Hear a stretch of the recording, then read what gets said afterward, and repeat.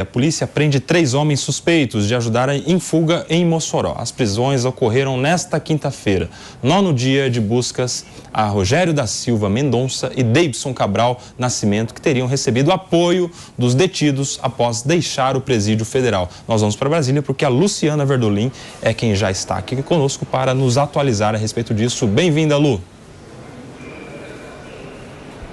Oi, Kobayashi, bom dia para você, bom dia a todos do estúdio, quem está acompanhando a gente. Olha, as buscas prosseguem e há um clima até de apreensão, porque não se tem mais certeza se os 2 fugitivos estão ainda mesmo na região ali próximo ao presídio, como se acreditava inicialmente. Homens da Força Nacional de Segurança Pública estão desembarcando lá em Mossoró na manhã de hoje. A expectativa é de que chegue a 100 agentes da Força Nacional, o número de policiais que vão fazer, nesse primeiro momento, a segurança externa do presídio. São cerca de 20 viaturas e um ônibus para prestar apoio. A Polícia Federal, essa operação da Polícia Federal que foi realizada ontem, foram cumpridos 9 mandados de busca e apreensão nas cidades de Mossoró, onde fica o presídio, Quixeré, no Ceará, e Aquiraz, também no Ceará, contra possíveis envolvidos no fornecimento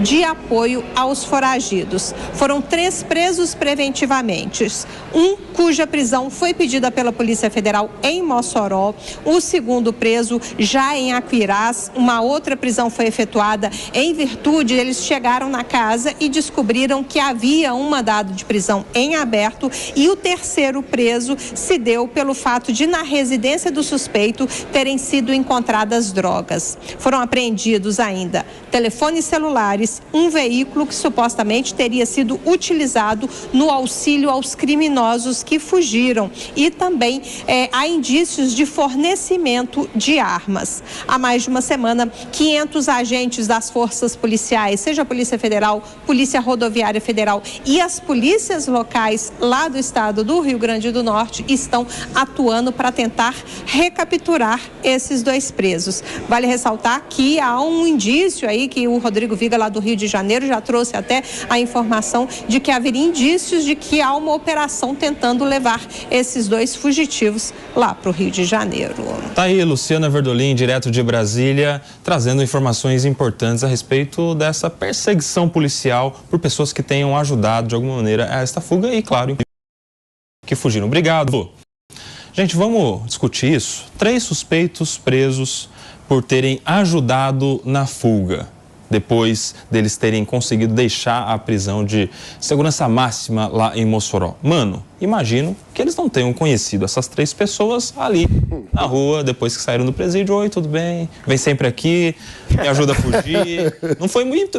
Isso revela que possivelmente nós tínhamos já um plano pré-determinado, né? E uma quadrilha articulada, inclusive porque, em tese, o presídio de segurança máxima consegue manter os presos isolados em celas. Então, até a comunicação interna dentro do presídio de segurança máxima não é como nos presídios convencionais. Então, tem que ter tido uma articulação ali dentro. Há suspeitas de uma possível participação de pessoas ligadas à empresa que estava realizando as obras dentro do presídio. O jornal Estado de São Paulo revelou, inclusive, que uma dessas empresas, aparentemente, era, na verdade, comandada por um laranja, porque na sede oficial da empresa, deveria ser uma construtora, não tem nada a ver com aquilo que está declarado como o objeto jurídico da empresa. É preciso que as investigações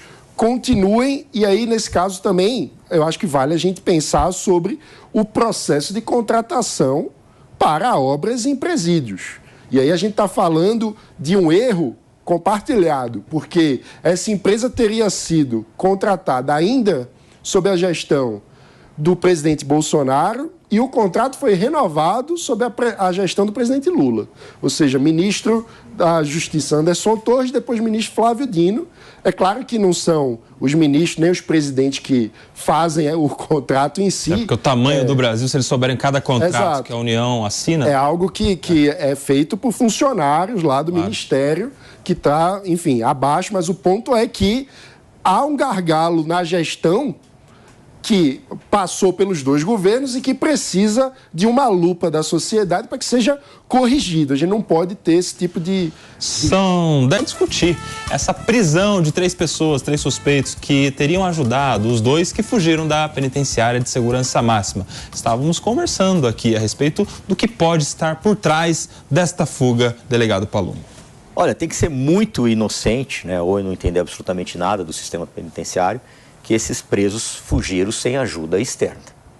Eu diria para vocês que é quase que impossível. Num presídio de segurança máxima, onde não há superlotação, presos ficam sozinhos na cela, não faltam policiais penais nesses 5 presídios de segurança máxima, e aí a gente achar que não teve ajuda externa. E aí, pior ainda, né? Uma declaração, meu modo de pensar, muito equivocada do ministro, que falou que foi por causa do carnaval, que as pessoas estão mais relaxadas. Muito pelo contrário. Eu já puxei plantão no final de ano, na virada de ano, no Capão Redondo. E quando tem os fogos, aí a gente redobra a atenção. Porque com os fogos eles podem explodir a cela e fugir. Então a gente redobra a atenção, né? Para quem conhece o sistema penitenciário. E é lógico que eles tiveram ajuda externa, sim. Não dá para sair do jeito que falou, cavou ali. Cavou com o quê? Com a colher? Claro que não.